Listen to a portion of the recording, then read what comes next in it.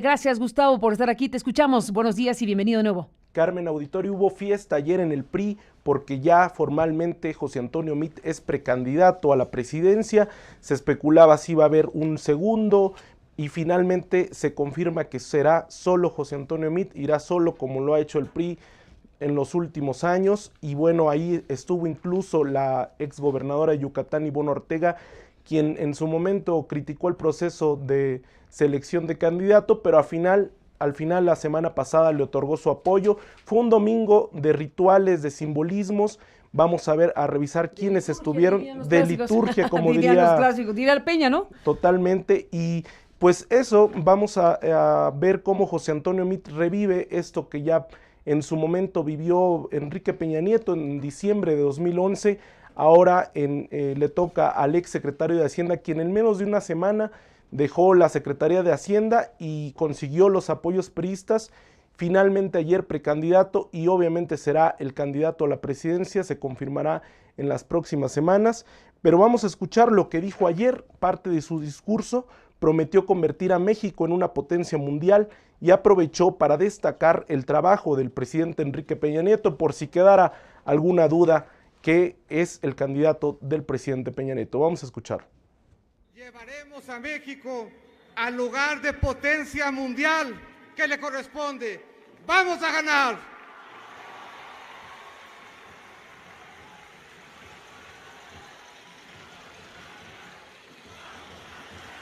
¡Vamos a ganar! ¡Vamos a ganar!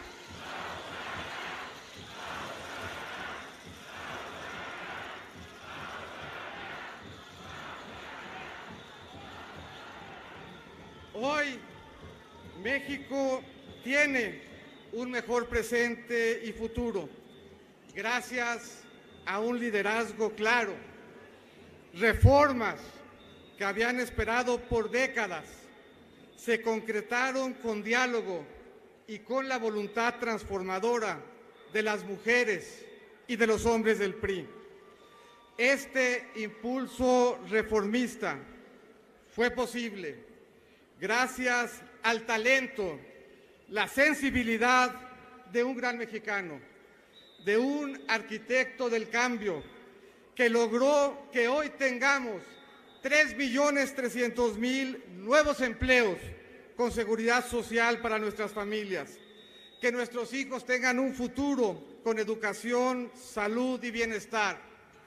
El cambio se dio bajo la conducción de un mexicano con temple, valentía y gran amor a México, el presidente Enrique Peña Nieto.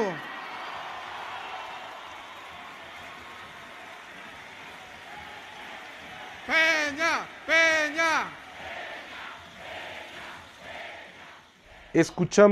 Escuchamos el momento en el que hasta él le echa porras al presidente Peña Nieto, y es que si quería congraciarse con los priistas del país, era el primer paso y ya lo dio, el primer paso de festinar el gobierno de Enrique Peña Nieto, algo que pueden hacer característicamente los priistas.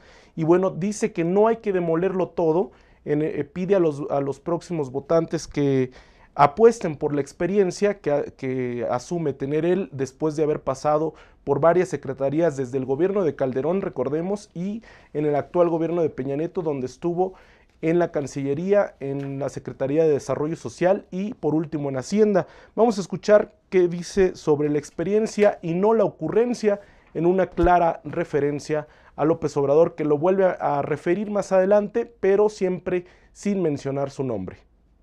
Acabemos de una vez por todas con la idea de que este país se tiene que reinventar cada 6 años. No hay que demolerlo todo. No hay que cambiarlo todo, no hay que importarlo todo. Apostamos por la experiencia y no por la ocurrencia, por el conocimiento y no por el enfrentamiento, por la preparación y no por la improvisación, en los programas, no en los caprichos, en las instituciones y en la ley y no en las profecías. Las revelaciones no pueden sustituir el esfuerzo, la preparación y el trabajo. Creemos en el hambre de servicio, no en el hambre de poder. Curiosa esta frase, Carmen dice que no al hambre del poder en medio de tantos gobernadores, diputados y senadores. Curioso que lo haya dicho. Entre los asistentes, por cierto, este tipo de actos políticos siempre es importante ver bien quién va, exactamente quiénes están ahí con él. Y uno de ellos, ahí estuvimos siguiendo desde la llegada a José Antonio Meade. 6 carros atrás de José Antonio Meade estaba Luis Videgaray, el canciller. Le pedimos una entrevista, no quiso hablar, pero esperó un buen rato, vamos a ponerle unos 20-25 minutos. No avanzó la fila porque estaba delante José Antonio Meade y a final de cuentas se bajó de su camioneta y caminó a la entrada, a la puerta 3 de la sede del PRI. Otros de los presentes no vimos, pero sí estuvo ahí el secretario de Gobernación, Miguel Ángel Osorio Chong. Ahí vemos al secretario de Educación, Aurelio Nuño, quien según los trascendidos políticos se perfila como un probable coordinador de campaña de José Antonio Meade. También vimos por ahí a Erubiel Ávila con su esposa. Estuvo también el vocero de la presidencia, Eduardo Sánchez, estuvo presente y en unos momentos más, quienes están siguiendo la transmisión en video, lo veremos pasar ahí está Eduardo Sánchez. También estuvo el ex procurador, reapareció, Carmen, el ex procurador Raúl Cervantes, quien entró por esta puerta, lo alcanzamos a grabar ya solo unos segundos.